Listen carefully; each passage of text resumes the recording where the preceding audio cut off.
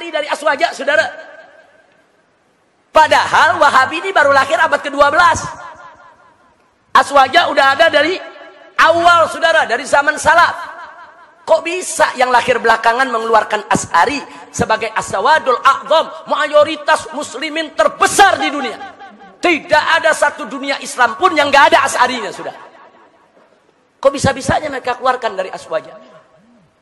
Nah, ini gara-gara sikap ulama Wahabi seperti ini, sengaja atau tidak sengaja, ini menularkan kepada Wahabi yang ada di Indonesia. Mari kita lihat. Saudara, Wahabi Indonesia menghujat Asy'ari. Satu, saudara, saya tuliskan namanya Yazid Jawas. Dalam buku berjudul Mulia dengan Manhaj Salaf, bab 13 halaman 519 sampai 521, dia menyatakan Asy'ari adalah firqah sesat dan menyesatkan. Saya tidak fitnah, ada bukunya, dijual. Dibaca orang, saudara. Baik, yang kedua, kita masukkan lagi, saudara. Abdul Hakim Abdad.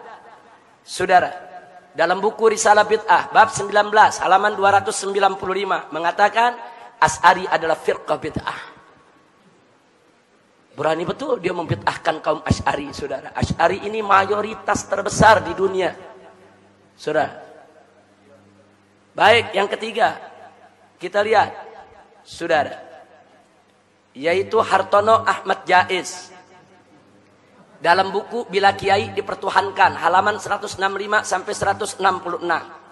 Dia mengatakan Asy'ari bukan ahlus sunnah yang dibawa imam yang 4. Dia tulis ada dalam bukunya. Saya tanya, ini hujatan bukan buat Asy'ari? Hujatan. Kita dianggap bukan ahlus sunnah. Bahkan dianggap sesat, ahli bid'ah.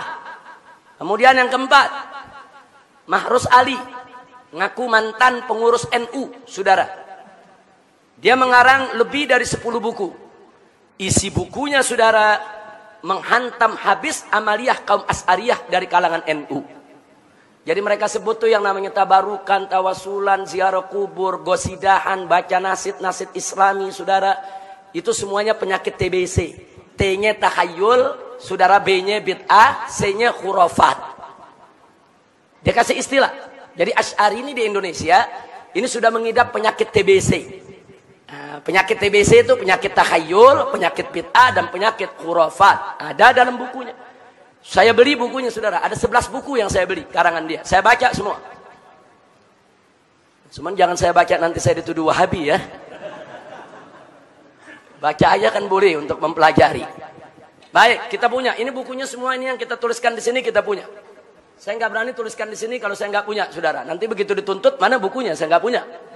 Ini bukunya semua ada di perpustakaan kita di MS, saudara, Megamendung. Sebagian ada di sini. Baik, yang kelima, Firanda Andirja.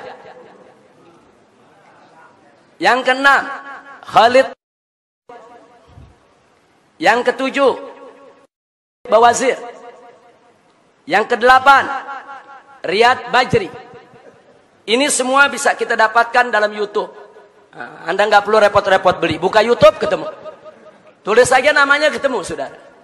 Nah, sekarang apa yang dilakukan Firanda Andirja? Menghantam habis tokoh Asy'ari yang sangat dihormati di Indonesia. Yaitu ulama besar dari Mekah. Seorang Sayyid, seorang Syarif, Abuya Sayyid Muhammad bin Alwi Al-Maliki. Dia hantam habis, saudara. Dia tentang semua. Bahkan soal cium tangan dia musyrikan, saudara. Silakan dengarkan ceramahnya di YouTube, saudara. Nah, baik. Nah, ini yang baru-baru ini ramai menggugat Sayyiduna dan Minal Aidin. Urusan Minal Aidin yang banyak diamalkan kaum Asy'ari di Indonesia digugat-gugat. Minal Aidin bid'ah lah, enggak nyunnah lah, saudara. Nah, kemudian disindir-sindir. Apa tuh Minal Aidin? Selamat kembali. Kembali dari apa?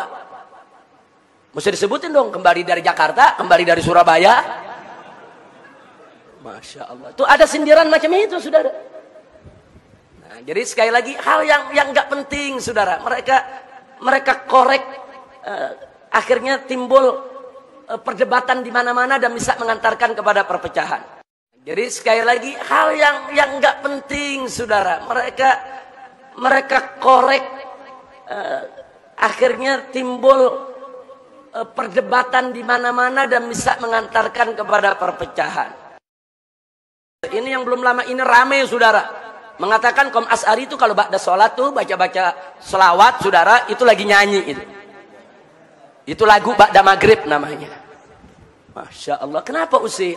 Kalau mereka nggak mau zikir bersama, ya nggak usah zikir bersama, nggak usah usil dengan amaliyah saudaranya. Orang NU yang baca sholawatan, saudara, orang-orang Asy'ari yang baca-baca qasidah, nggak usah usil. Nah kemudian Riyad Bajri, saudara, oh, ini paling ekstrim lagi nih. Nah, dia kata demo siapapun sesat dan halal darahnya. Bahkan dalam rekaman lainnya dia katakan apa? Kita ini dituduh Wahabi. Hajar itu yang menuduh kita. Jangan datang itu. Ngapain kita datang itu kiai-kiai mereka? Kita hajar habis mereka. Ini termasuk wala dan barra. Jadi artinya kalau ada orang mendatangi Kiai Asy'ari, berarti dia nggak punya barra, nggak punya wala kepada tauhid. Silakan dengarkan, saudara. Jadi saya tidak memfitnah, saya tidak menuduh, saudara. Ini fakta semua ada. Nah, jadi kalau memang saudara-saudara saya di Wahabi yang baik, yang santun, yang selama ini dekat dengan saya, tidak mau saya mengkanter persoalan-persoalan seperti ini, tolong nasihati nih mereka ini. Nasihati saudara-saudara mereka. Jangan mentang-mentang kita diam, mereka terus menindas kita. Jangan, bukan mereka aja yang hafal Quran, bukan mereka aja yang hafal hadis, bukan mereka saja yang tahu tafsir, bukan. Ahlus sunnah wal jamaah, ini gudang ulama, gudang ahli tafsir, gudang ahli hadis, gudang ahli usul, gudang ahli akidah. Mau yang mana ahlinya? Kita sediakan, saudara. Jangan. Jadi kalau nggak mau buat kita marah, tolong mereka ini direda. Suruh jangan bikin pernyataan yang mecah belah umat. Saya mau tanya, saudara, ini kalau pernyataan begini lama-lama Asy'ari tersinggung tidak? Lama-lama marah tidak? Kalau marah bisa jadi konflik tidak? Saya mau tanya, kalau begini caranya lama-lama Wahabi bisa diganyang tidak? Bisa diperangi tidak? Itu yang kita tidak mau terjadi, saudara.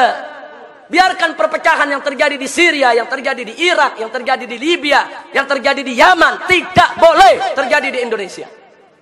Harus kita jaga Indonesia ini harus aman, tenang, damai. Dan selama Ahlus Sunnah wal Jamaah menjadi mayoritas, saudara, di negara Republik Indonesia ini, kemudian mayoritas ini bersatu, betul-betul mengamalkan akidah, yaitu Ahlus Sunnahnya, insya Allah NKRI ke depan akan menjadi baldatun thayyibatun wa rabbun ghafur.